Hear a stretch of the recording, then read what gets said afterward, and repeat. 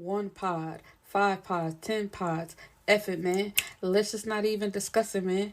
Actually, let's discuss. We are on episode 10 of 31 Days of Podcasting. Welcome back to the Bibliophile. I am Erica the Bibliophile, aka your cousin, and I am here for part 4 of the Thug series, of which I read a book and record a podcast. And let's jump back into Tasha's and Trae's mess. Flashback 3 years ago, before the twins were born. The door is being kicked in. Trae jumps up, reaching for his gun, while trying to throw on some clothes. Tasha goes to the window and she sees FBI, ATF, and DEA.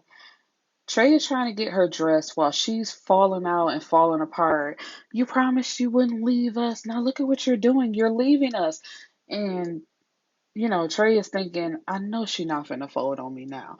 But she been folding on you. Every time, like I said, every time there's a little bit of drama, Tasha can't take it. And she is just so annoying. But anyway, they burst in the door and they're screaming, get out, let me see your hands. And they are about to cuff Trae when they also throw an 8-month pregnant Tasha on the ground and cuff her. And Trae yells out, hey, you're here for me, and she's pregnant, so why are you throwing her on the ground? The agents destroy the apartment looking for money or drugs or anything, and they don't find anything, which, of course, why would you? You never put the shit where you lay your head at, so duh. But it's nothing but a nightmare anyway that Tasha continues to have. Like Trae and Kaylin, they're free. They walked away, quote unquote, scot free. They're not in jail. They're not going to go to jail. And they think that they're done, with the mob and with dealing drugs. So, this nightmare that she keeps having, Trae tries to reassure her is for nothing because he's free and there is nothing that's going to happen. And she tells him, promise me you'll never leave us, being her and the twins that she's still pregnant with. And he tells her, if I had my way, that would never happen. But I've done so much dirt, I don't know what's going to happen. And this pisses Tasha off, but it's actually the truth. It's just like, he was a drug dealer. He has killed people. He's done things. So it's just like, you might not get your happily ever after, and you just have to be ready for that because this is the life that you chose. So Trey and Tasha go to California to look at houses because they're ready to move out of New York/New Jersey. And Tasha's cousin Stefan lives out there and he offers to show them around. And Trey tells Tasha, I love you more than anything. Don't forget that. And she tells him, don't you forget. Don't get out here and get caught up in this Hollywood lifestyle. And he's like, what does that mean? She was like, you heard me. Like, don't let this glamour and all this fake shit that they do out here get to your head and, because I have to show you something. And he just thinks she's cute and blows her off. So when Stefan gets there, before she even sees him, Tasha gets an uneasy feeling in her stomach.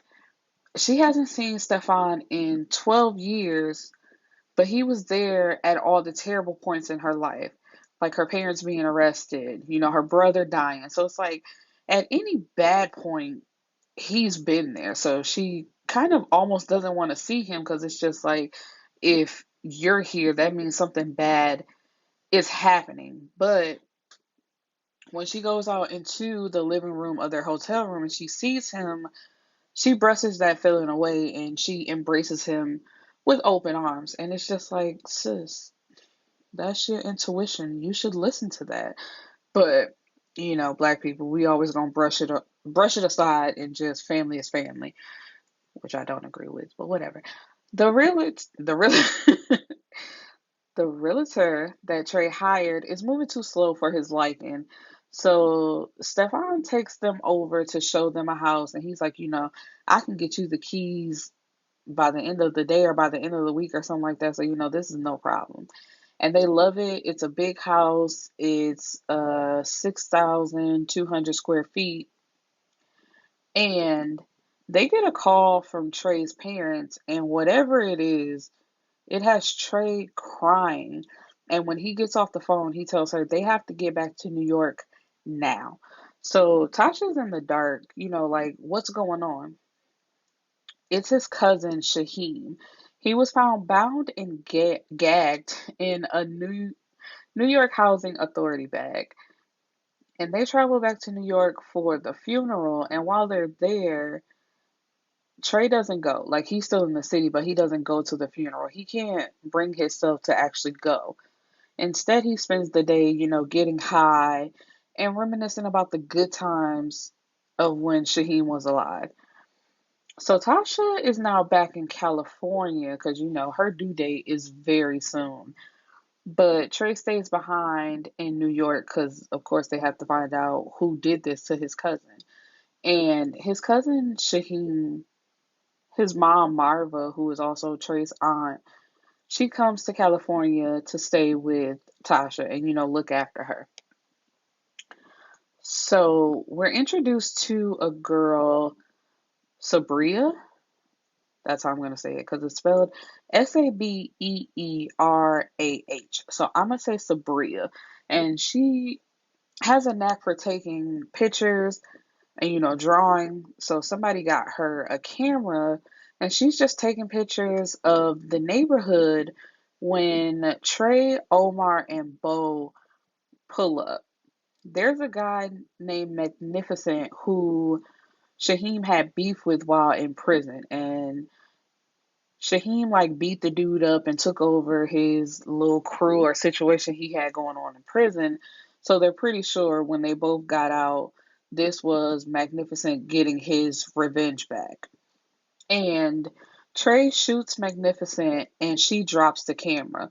So of course they hear that and Trey looks up and aims the gun at her, but she runs back into the house.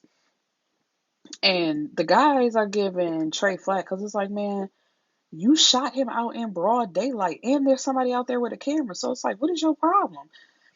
And he's like, man, I just needed answers and I didn't like the way he was talking. So it is what it is. But they know Sabria because she's the sister of the girlfriend of one of the guys that they know that's in the drug game. So it's just like, we're going to get that picture or whatever she took. We're going to get it back. It's no problem.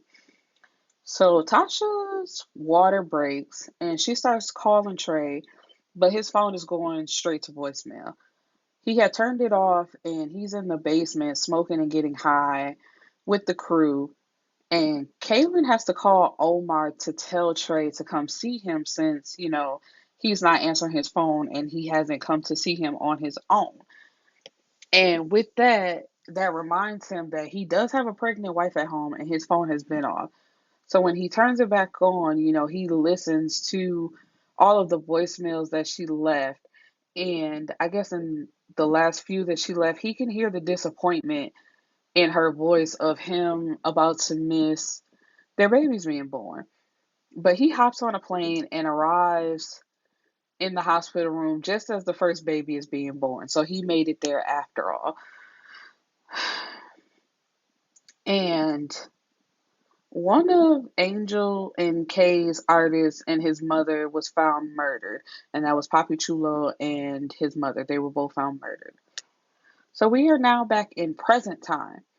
The twins are now 3, and Khalif is what they named that last baby she was pregnant with, is 1. So Trey and Tasha are discussing Stefan's pitch to Trey about opening a nightclub. It's a way for him to clean some of the money that they have, stashed and saved up. And Tasha is hesitant, but Trey is sold. She just brings up, why a club? There's so many other ways that you can clean your money. And she just knows that with this club, it's going to bring women in issues. And of course, he's like, man, that's what you worried about? Women? That no, I'm here for money. Like, I ain't worried about none of that. And so since we're talking about businesses, Tasha brings up wanting to open up her own physical therapy office. But Trae really wants her to be a stay at home wife, but she's not having it. She's like, I've told you once before, that's not what I want to do. I want to work and I plan on working. So his thing is to get her to wait 6 months so he can see what happens, with the club, which realistic realistically that would not be enough time. It's like the first year of a club, you lose money. Doesn't like you don't gain anything. It's not a for sure thing. So you're gonna need more than 6 months. So that's really like how he plays her. And of course, it's like the more time he stretches it out, he's hoping that she'll forget about it, which won't happen. And Marvin is also an investor in this club, or part owner as well. And Stefan introduces them to Charlie Lee. And she's the attorney that will be working on the cable channel that Trae is selling and financing the club. It's just like them niggas, they have their hands in a little bit of everything. It's like, how do you acquire a cable channel and the fact that you're selling it now? And Charlie Lee, she's Asian and Jamaican, like she's mixed. And she is the daughter of um oh excuse me, of the Chinese mafia, like the head, like she's his daughter. So she thinks she hot shit. And like there's an attraction to Trae on her part. She's like looking him over and wanting to spend alone time with him, but Trae isn't paying her any attention. He's like, if it ain't about money, thanks. And he sells the cable channel, or she gets it sold for $13 million. So he just made $13 million off of the cable channel. A few days later, Stefan and Marvin get Trae out of the house and they take him to a strip club. And like a week ago, a detective pulled him over just to tell him that his light was out. And he sees that same detective at the strip club. And the detective has another name. He is also known as King Dread. So, because he has long dreads. And he says that he's the king of the city, like this is his city. He runs LA. So he's like a dirty cop. But I call him DKD, which is Detective King Dread, because I'm not going to switch back and forth between both names. So Marvin is on drugs again. And he snuck off to the bathroom and he's in a knot in the bathroom. And the only thing about the strip club is like basically you can do whatever you want except smoke in there. So he has to go outside. So he's outside with DKD when two guys pull up and they rob DKD. And at first, Trae walks away because he tells them, like, look, I don't know y'all, and this ain't my business. So the dude tells them, well, get the hell on then and get out the way. So he walks away, but then he turns around and comes back and he kills one of the guys and DKD kills the other. And he gets it cleaned up and taken care of. So after that night, they have an understanding with each other and they're like friends now. And DKD becomes a frequent guest over to their house. The opening of the club is a success. They had a great time. Everybody loves it. The club is making money right off the bat because that's just how these things go. And DKD is over for a visit at the Macklin house and he locks eyes with Kira. And it's like a moment. Like they both stop talking and Tasha's standing by, like looking at them. And she has to remind Kira when a detective walks off to go find Trae. She's like, bitch, you are married. Like, what's that? And she was like, girl, he snatched my soul for a second. I don't know. And Aunt Marva Aunt Marva warns Trae that he's playing with fire. Business and pleasure should not mix. And he's like, Auntie, what are you talking about? And there are some very disrespectful slurs to the Asian community in this book, and I will not be saying them. I'm skipping right over them. But she says that Charlie popped up at his house and she should not be showing up to your house to talk business. That's what the office and that's what business hours are for. And he swears nothing is going on, and nothing is going on. At this point, he has managed to keep it strictly business. He's not interested in her at all. Now, Charlie pops up at the club while Trae and Tasha are partying. Like it's their club, so they make it a point to go out and see what's going on and have fun at the club. And she claims to have a business proposal for him, but he tells her, you can talk. I have a lawyer, and if you're a lawyer, talk to my lawyer. You don't need to talk to me. You don't need to see me. But she swears that she can never get a hold of his lawyer, so that's why she comes to talk to him. And she insists, and then she tries to send Tasha away to get them drinks. And Tasha looks at her like, bitch, do I look like the help? I'm not going anywhere. And before it can become a situation, Trey just tells it, like, I'll call you, but I'm out with my wife right now. And she touches his arm and says, don't call, come by. And Tasha almost snatches her bald, but Trey pulls her back, like, don't worry about her. But she turns to him and was like, I can see, like, I'm not stupid, so I'm warning you now. Do something with her if you want to and see what happens to you. So, and Trey just told, like, don't let her ruin the mood. Get over here and basically shut up about it. Trey is riding with Marvin, who is taking Kira to UCLA because she's trying to transfer some of her classes, over from New York or New Jersey and see what classes can transfer over. So while they're waiting for her to come back out, Trey sees a woman who looks just like Tasha selling pictures. And he gets out and goes over to talk to her. And he just asks if she does murals. And she hands him a business card. And the card says designs by Sabria. So it's like, is this shit crazy? Like, did she follow them to California? Because it's like, girl, how did I just see you in New York? Now you here in California. And Trey remembers her from the shooting and he puts in a call, back home to get her checked out. Tasha is at home when a delivery comes for Trey. And looking over the paperwork, it's a Harley Davidson from one Miss Charlie Lee. So Tasha calls her office because she's like, now I got to talk to this whole personally because she violated.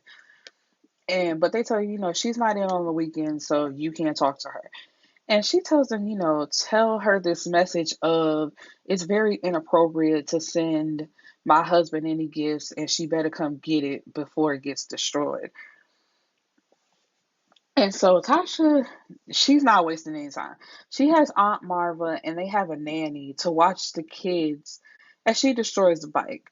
So Aunt Marva calls Trey and she's like, you need to come home and get your wife because your attorney, sorry, because I got to remember I'm not saying these slurs. So it's just like your attorney done came over and dropped off a bike and your wife is mad. And, she has spray paint, she has a baseball bat, and she completely destroys that bike. So Trey gets in contact with Charlie and tells her, don't send nothing to my house. And she's like, what is it? The color? And that makes him laugh. And it's just like, he thinks that this is cute. And it's like, it's not. You should be setting her straight, like for real, for real. Because if you laugh while you saying it, of course she's not going to take you serious. And he's like, no, do not send anything to my house where my wife and kids are. And she says, oh, I see, it's the wife. And then she says, I'm not one to be denied, so I suggest you handle her. And then she hangs up. And I'm not seeing why he didn't put his foot in her ass. Whether she's the daughter of the Chinese mob or not, it's just like, girl, you violating and he not doing nothing about it. And that's what pisses me off. Because it's just like you see the things that she's trying to do and you don't nip it in the bud for real.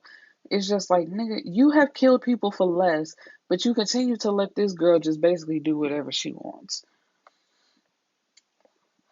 So Tasha is so upset. She has sent for her sister Trina, and she has been sleeping in the guest room with her.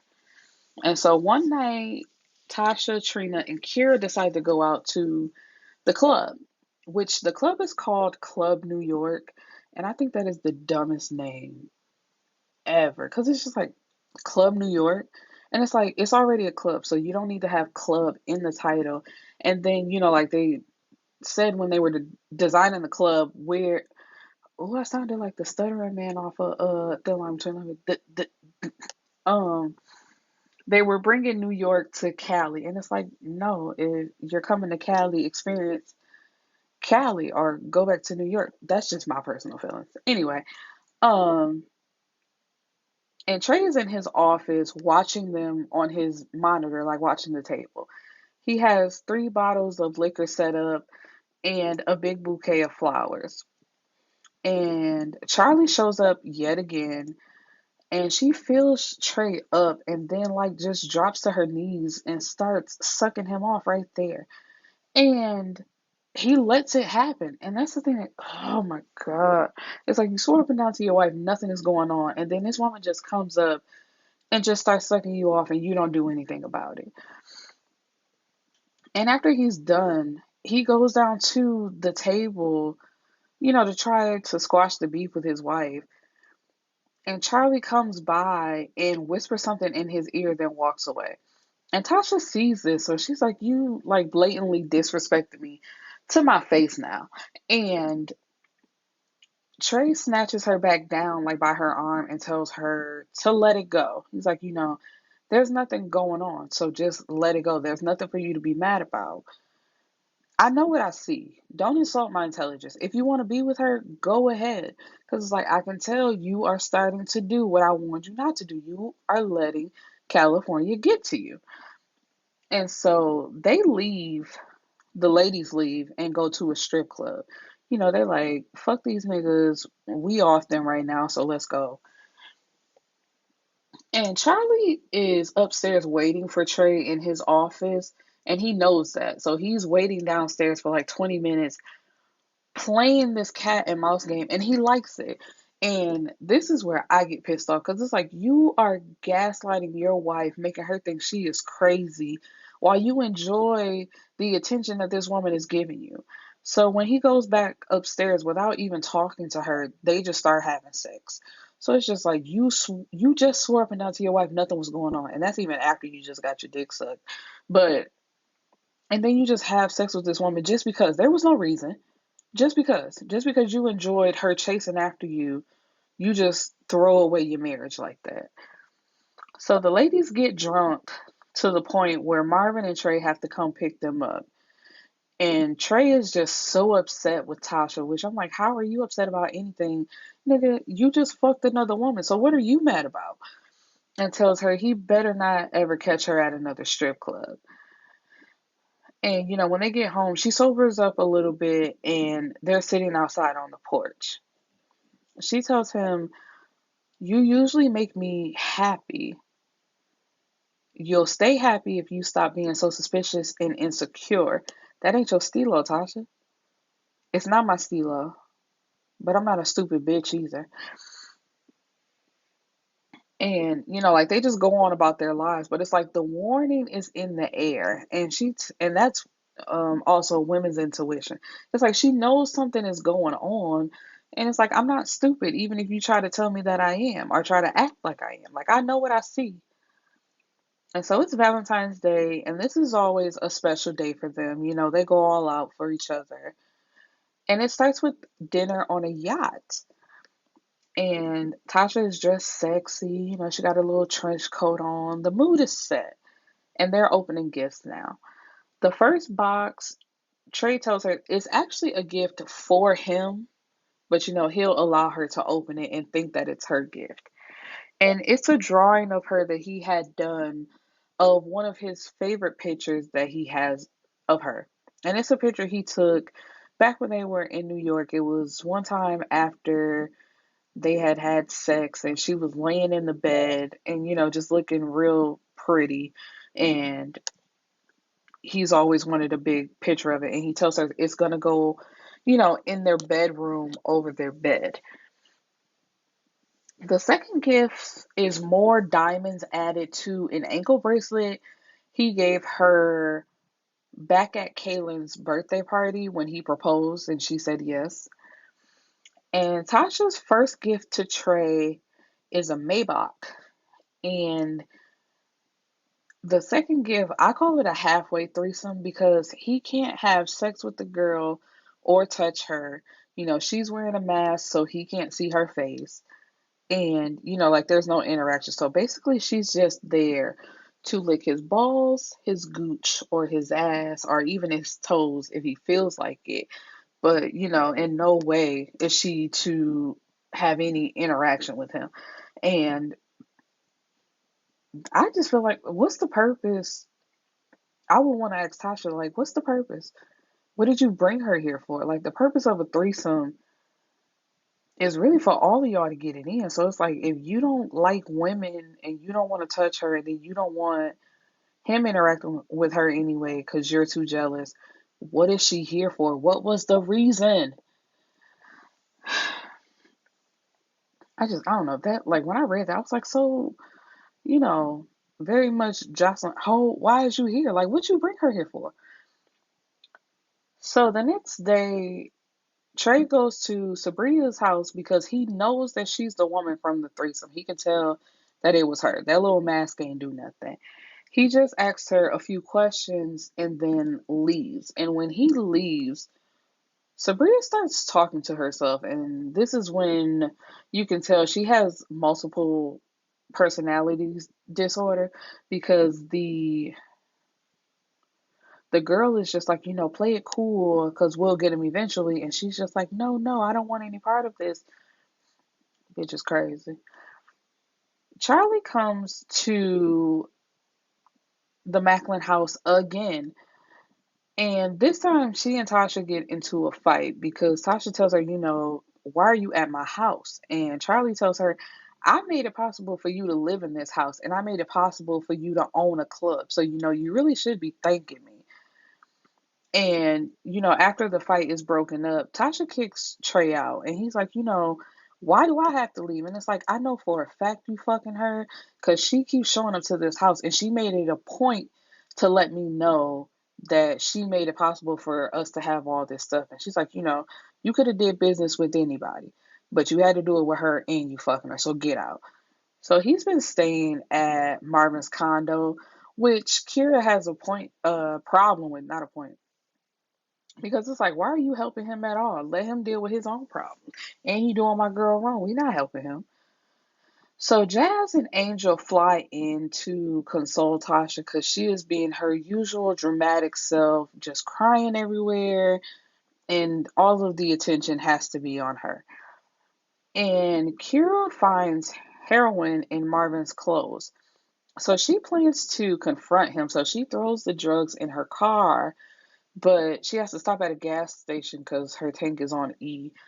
And she runs into DKD and he sees the drugs and her crying and put two and two together. Like, I know them not yours, and you really shouldn't be walking around with that just in your purse anyway. So he tells her, you know what? Follow me. And he takes her to his mom's house and they have sex. And after they have sex, she gets cleaned up, and Kira still goes to the club to confront Marvin, telling him he has to choose between the drugs and his family. Because she's not doing this again. It's like, we did this already. We got clean. We got sober. We got money. We moving on with our lives. Ain't no way you going back to doing drugs, to doing heroin. And he swears that he's only selling. He's not doing any heroin. He's only popping ecstasy pills. And it's like, that ain't no better. You can get hooked on those too. Like, you need to be clean and sober. Marvin gets a call from Tasha to come home. And when he does, he finds her at the table with a needle in her veins. And, he's like, what? Why would you do this? And when she pops her heads up, she says, this is what you wanted, right? You want to be on drugs? This is what you want? And he's like, no, this is not what I wanted. And I told you I'm not doing anything. So he gets her cleaned up and, I guess like sobered right back up because after that, she's good. Trey is at the he's still at the condo, and Charlie shows up.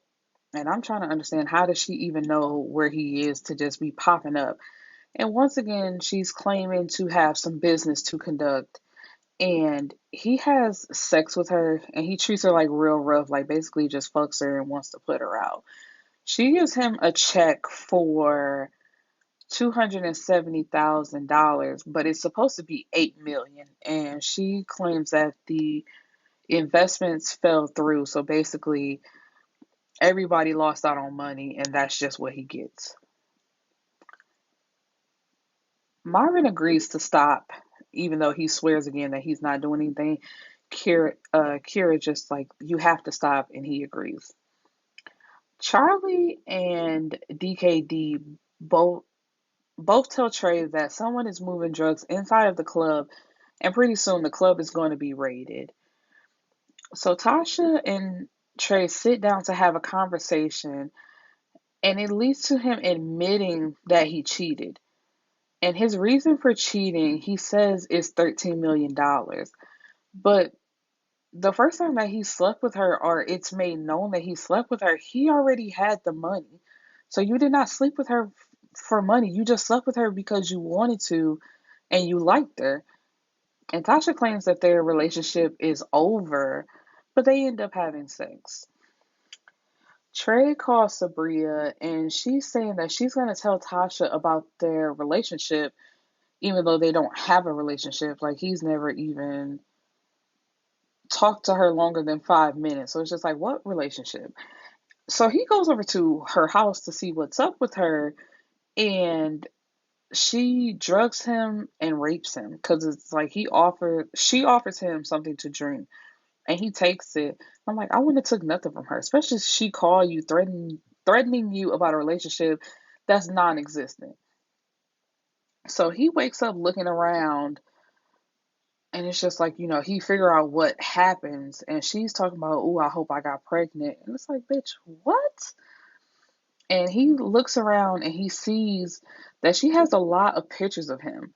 And one of those pictures being him looking up at her on the balcony in New Jersey. So after he gets her final tape of what happened, because she still had a copy of it, because Trey's cousin swore up and down they had got the copy and there were no more. But after he got that and he took all the pictures down on her wall and anywhere that he could find a picture of him, he suffocated her and he left. So Tasha decides to go on a mini vacation with the kids, but doesn't tell Trey to give him a taste of his own medicine. So she takes him to a hotel, just tells them it's a mini vacation and they're having fun. And Trey is losing his mind because he can't find her. But his aunt puts it real plain to him, like, boy, chill out. She giving you a taste of your own medicine. You don't like the way it feel, do you? So then he calms down. But it's not the right time because she could be in danger. Tasha comes home mad as hell one day, and she throws a pill bottle at Trey, telling him he gave her an STD. So she tells him she wants a divorce. Like, it's officially over. Like, yeah, you told me that you cheated, but now you cheating to the point unprotected to where now I have to get treated for an STD. So it's over. So Kira packs up her and their daughter Aisha's things because although Marvin agreed to go to rehab, she hasn't seen him since their daughter's birthday. So she's over it. And she tells her daughter, to go get into the car, and she's making sure everything is turned off, and she locks up the house. But when she comes out, she sees her daughter in Marvin's arms, and he's trying to hug on her, but she tells him, I gave you until Monday and I haven't seen you. How you gonna give me a date? I ain't give you a date to stop fucking Detective Rick, now did I? And she's shocked to know that he knows that. So he takes the suitcase and the keys out of her hands, and they just all go into the house. Tasha goes to New York. She'll be staying with Angel, and she is let known that Karan, who's been in jail or prison all of this time, and he's Kay's brother, recently got out, so he'll be staying there as well. So they're about to have a house full of people. DKD comes by Kira's house and tells her she should have left the first time. Like she was out the door and she still needs to leave. And she's like, what are you talking about? And what are you doing at my house? We agreed you would never come to my house. But remember, he's a cop or a detective. So Stefan, Trey, Marvin, and Charlie, they are all under investigation. So she needs to get as far away from this and them as possible. So Marvin did go to rehab, but he calls Kira and demands that she comes and sign him out immediately. So she does, and he's upset, like walking ahead of her and asking if she's still sleeping with DKD because he got word that he showed up to his house. So, if you're not still fucking him, what is he doing at our house? So they argue and fight about that, but he drops her off at home and he goes and gets high. Kira gets up in the middle of the night, takes their daughter with her to go get him. And I didn't like this part because I feel like you could have dropped her off at Tasha and them house, or I'm pretty sure she made friends by then. You could have had somebody come sit. There's no reason for you to have your daughter around drugs, even if you're trying to prove a point. That doesn't prove it proves a point that you're a bad mother. But just to have your daughter out to try to get your husband to stop, if you can't get him to stop, your best bet is just to leave. But anyway, she takes Aisha with her, and they go pick him up and they go get him, and he's in a nod, but he recognizes that it's his wife and his daughter. And when his daughter says something, he wants to drive the car, and the little baby is like, "Daddy, you can't drive. You're high." And that like kind of sobers him up. He's like, "What did you say?" He's like, "She says, Daddy, you're high. Like you can't drive while you're high. That's a no-no."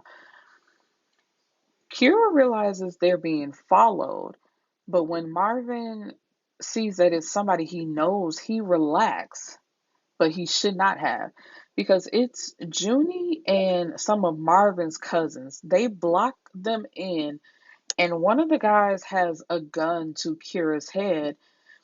And Marvin is like, what are you doing? And the dude, Junie, he's like, I need my money.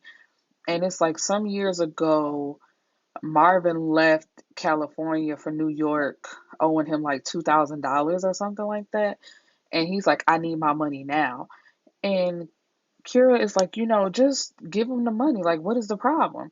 And he's like, man, these niggas ain't gonna shoot nobody like I will. And so he shoots Junie in the stomach and tells Kira, put the car in reverse, which she does. But then Marvin's cousin, Fish, flags him down and, like they stop the car. But I wanted to stop nothing because when he first realized who it was that was behind him and they didn't get out the car when Junie and the other guy had a gun to Kira's head, you should have known they weren't on your side. But of course, drugs and, him thinking that this is family, so he's not in his right mind. So Fish shoots the guy that had the gun to Kira's head, and he says, "This is what happens when you send a boy to do a man's job." And he actually shoots Kira in the head and tries to, take Marvin to wherever he keeps his money to, because he's like, you're going to give me all your money right now. But Marvin's other cousin, Lo, shows up and they shoot Fish multiple times. They then grab Aisha from the back seat. Kira had told her to get down on the floor, like when all of this first started. So, she hasn't seen anything, she just heard everything. And they take her and then they show Marvin that they have a naked DKD bound and gagged in the trunk, and they all leave and they leave Kira, there by herself. Nobody knows if she's alive or not, just that she was shot in the head. So Tasha and Karan have been hanging out a lot while she's in New York because, he just got out. So he, I think he's been in jail since he was underage, so he never got his license. So he's paying her to be his chauffeur. He got his own apartment. He pays her to decorate. So it's just like, they became friends. And Tasha tries to introduce Karan to her sister Trina, but when they're alone, he tells Trina, no disrespect, but I'm feeling shorty. And so Trina gets to know Kendrick. And that, like, I really didn't like it because she's just bouncing from whoever to whoever. As long as they got money, that's like Trina's main goal. And that's why it never works out for her. It's like you see everybody else with a quote unquote baller and with money, and that's because that wasn't their main thing. If somebody can tell that you're only with them for money, of course they're not going to get with you, girl. So, like Karan's been out for a while, but one night he finally decides to let the family throw him a welcome home party. And he done bought himself and Tasha matching furs. And they've been playing this cat and mouse game of kissing each other and having secret caresses, but nothing really happened until the night of the party. And the night of the party, they have sex. And then Tasha goes home because Angel and Kay need her to be a babysitter while they go to the party. And Trae is also waiting for her at their house. And, he's come to take her home.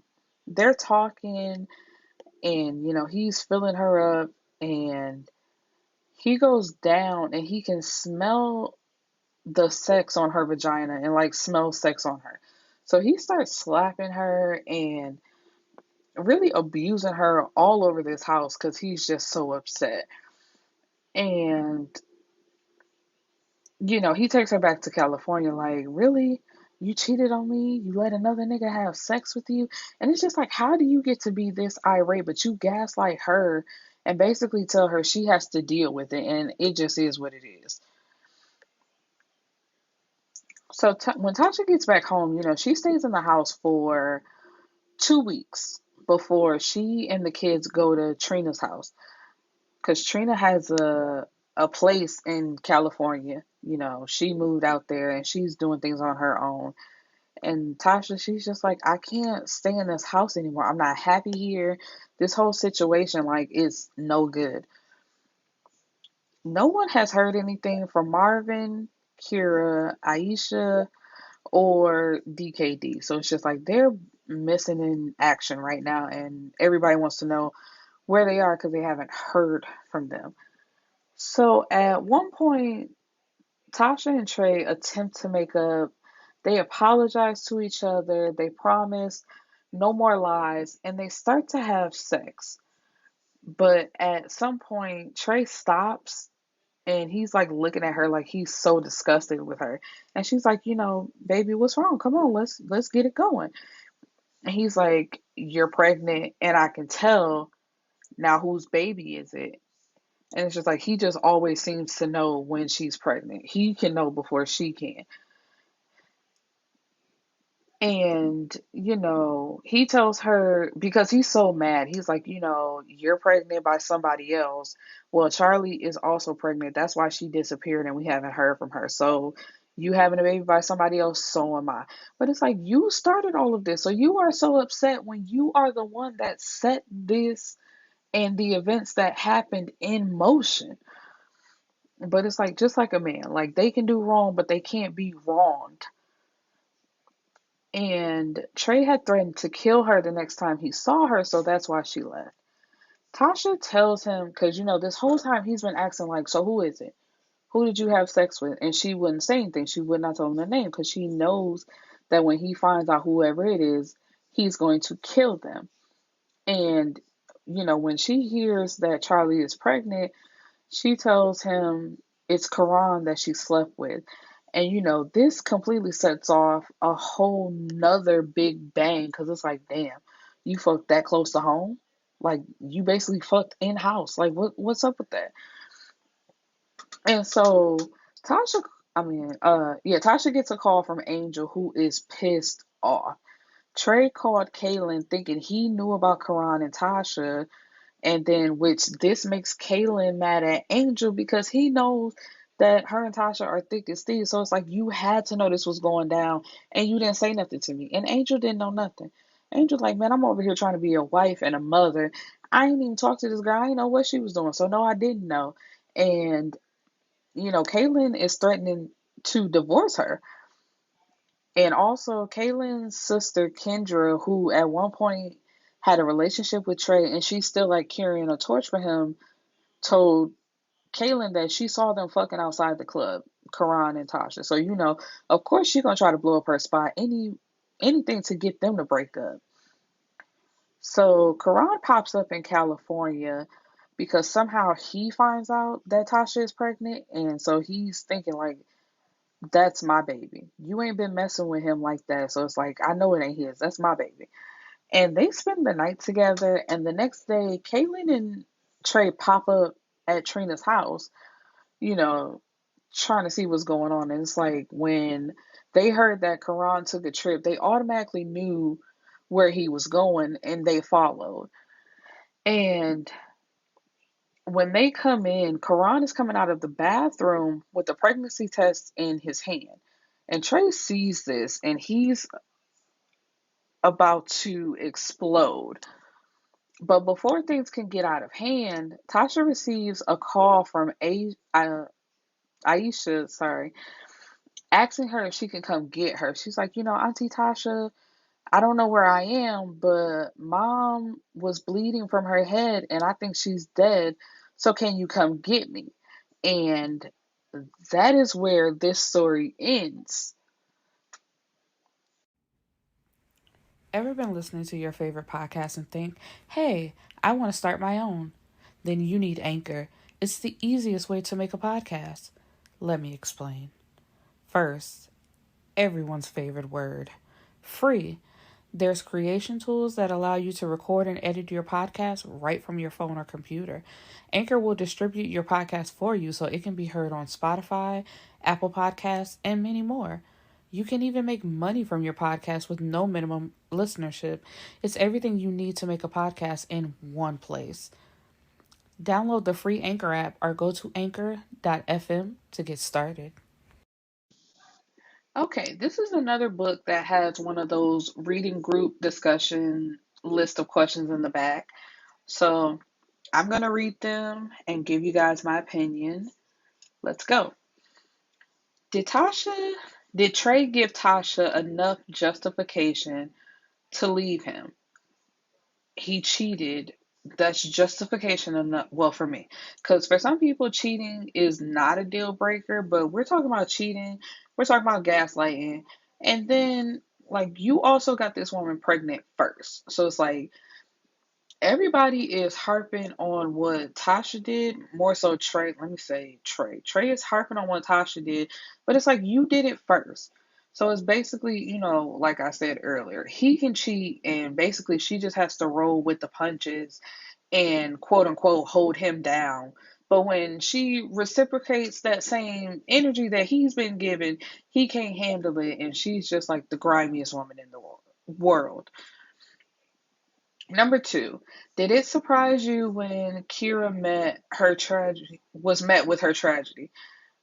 Yeah, because it's like Kira had got her life together. She was going to school, she had a baby, she was married. It was just like, she was young and dumb in the past, but she had made up for it. And it's just like, why her?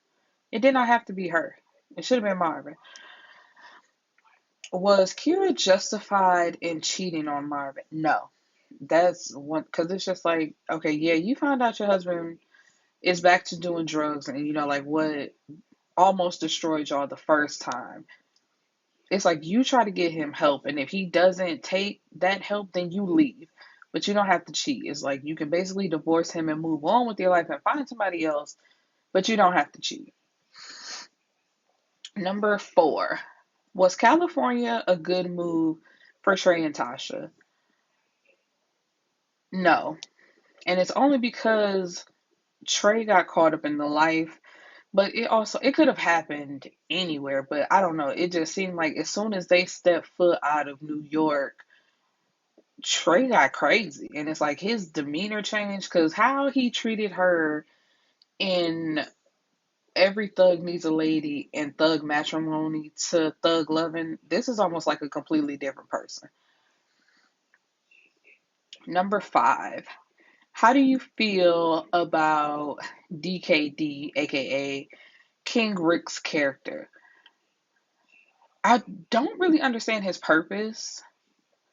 Like, I get, like, he's a drug dealer, undercover cop trying to bring down the Chinese mafia, but his character, in my opinion, like, also doesn't make sense. Because it's like you're here to do a job, and now you're getting caught up with this man's wife while you're married yourself, and then you end up dead. So, what were you even doing here? Number six. Was it a predictable ending or did it have you guessing? Did it have me guessing? No. Because I didn't know, what was going to happen with the baby. It's like they just took her and we haven't heard anything from Marvin or Aisha. And it's just like, what happens? And, like I was left guessing because I'm just like, okay, she's pregnant. This, the lawyer is pregnant. Like, where do we go from here? What is going to happen? Number seven, what part of the book stood out to you the most? And we are talking about now, it's it's the gaslighting for me. And when I say that, because it's just like Tasha, she knew what was going on and she saw it happening before her very eyes. And so did Trae. Trae knew what was happening and he let it happen anyway. And it's also the, what is it? Is it misogyny? Because it's just like, I can do this, but you can't do this because you're a woman. You're just supposed to take what I give you. And because I love you and don't want to let you go, this is just how our relationship is, and you're going to deal with it. And I hate that because it's like, that's not fair. Because as soon as she did the same thing to you, she was all type of nasty bitches, disgusting hoes, and you can't believe that your wife would do this to you. And it's just like, but what did you do to her? And then you also lied talking about it was about some money. That was not about no money. You had already gotten paid. It wasn't no business. Oh, damn, that leads us into question eight. Would you consider Trey's actions with Charlie cheating or just business? That's cheating because Charlie's actions were not that of an attorney. She was not professional at any point, even when it did come to dealing with money. Like everything about her was sexual and inappropriate, and Tasha knew what she was talking about. What about what about with Sabria? That's not cheating. That man was drugged and raped. No, that's not cheating. It's like really, like in my opinion, he was justified in killing her because it's like, bitch, you drugged me. And he raped me because I was not conscious to give consent and I wouldn't have cheated with you anyway. Number nine, do you feel Marvin got away with everything scot free? No. Marvin is battling the demons of drugs and he just wasn't on his square, but he didn't get away scot free. He's fucked up for leaving his wife, but it wasn't scot free.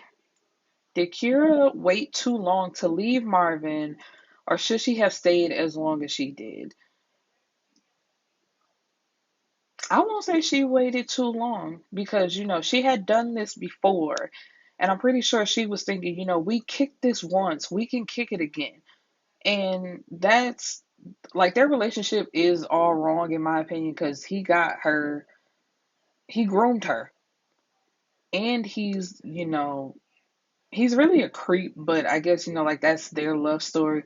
And it's just like, that was the love of her life. She wasn't just gonna leave him and not try to help him in any way that she could. Because you see, she kept going back to him, even taking their daughter into these drug houses to let her see people using drugs and this is what they look like. It's like she was doing anything to get him to stop. So, no, I don't feel like she waited too long. She just did what she felt right in her heart, and that's all you can really ask for. And those are the 10 questions that are the reading group guide discussions. And that is also the end of book 4. And we are completing day 10 of 31 days of podcasting, which is I read a book and I record a podcast. And I hope to see you next week for part 5 of this Thug series. Peace and blessings, my beautiful people.